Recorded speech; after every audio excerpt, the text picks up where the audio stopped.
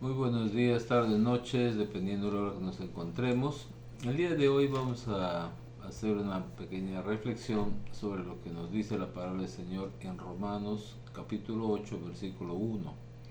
Y dice, ahora pues ninguna condenación hay para los que están en Cristo Jesús, los que no andan conforme a la carne, sino conforme al Espíritu. ¿No? Este versículo nos habla de, primero, de que no hay condenación, ¿no? O sea, no hay castigo, no hay una pena, ¿no? Pero hay que entender de que los castigos terrenales son temporales, ¿no? Alguien cuando comete algún error, algún delito, le castigan por cierta cantidad de años, ¿no? El máximo, pues, claro que está, pues, una cadena perpetua, pero aún así la cadena perpetua termina cuando muere la persona, ¿no?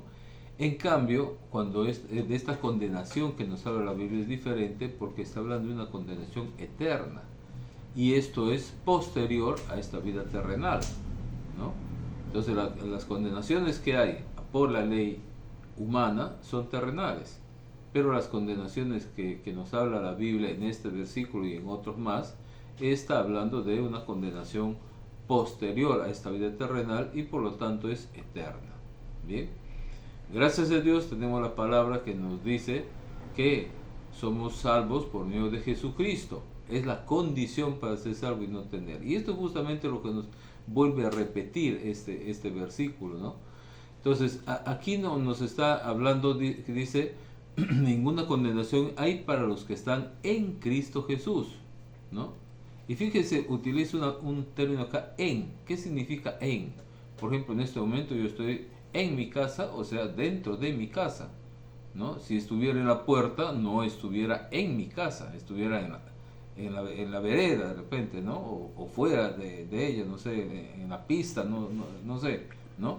Pero cuando significa en Cristo Jesús, significa estar dentro de Cristo Jesús. Eso es lo que significa estar en, ¿no? Estar dentro de algo, sumergido en algo, ¿no? Si uno se mete a la piscina, está dentro del agua, en el agua, no está por encima del agua, ¿no? A no ser que el Señor quiera que caminemos por Él, ¿no? Encima de Él, que es diferente, ¿bien? Entonces, eso es lo que significa esto de estar en Cristo Jesús, ¿no?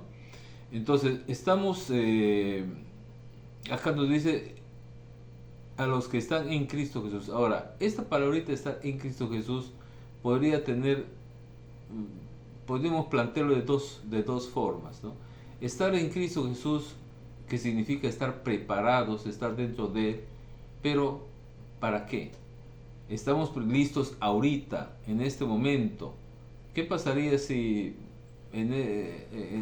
mañana alguien tiene un accidente, es creyente, tiene un accidente y se va a la presencia del Señor?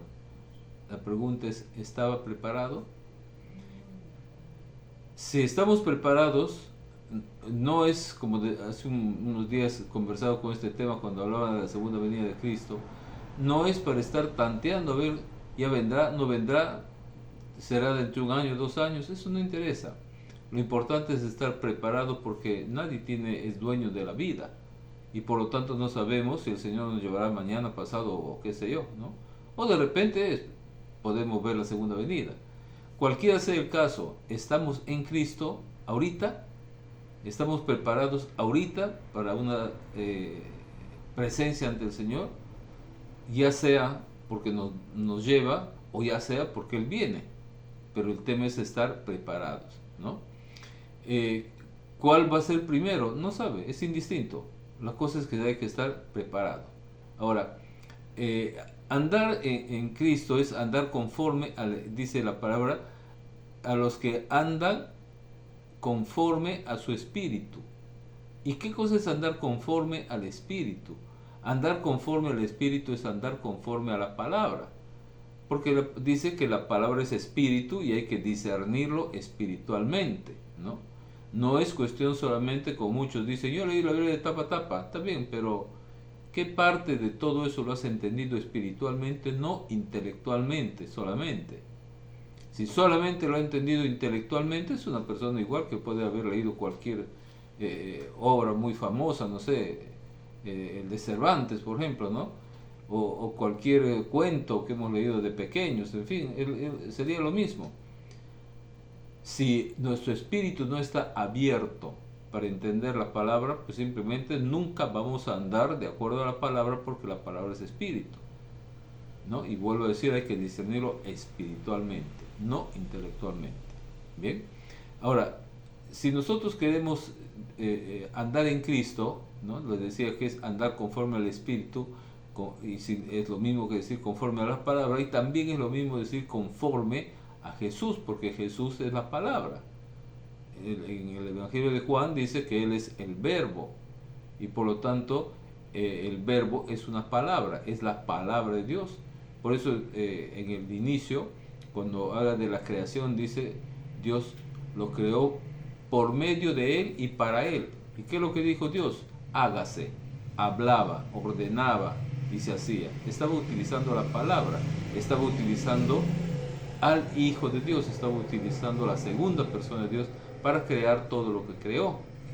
Bien, entonces andar conforme a la palabra es justamente andar conforme a todo esto que está escrito, y que la Biblia no son solamente los 10 mandamientos, sino que la Biblia está llena de mandamientos de tapa a tapa, como se dice, ¿no?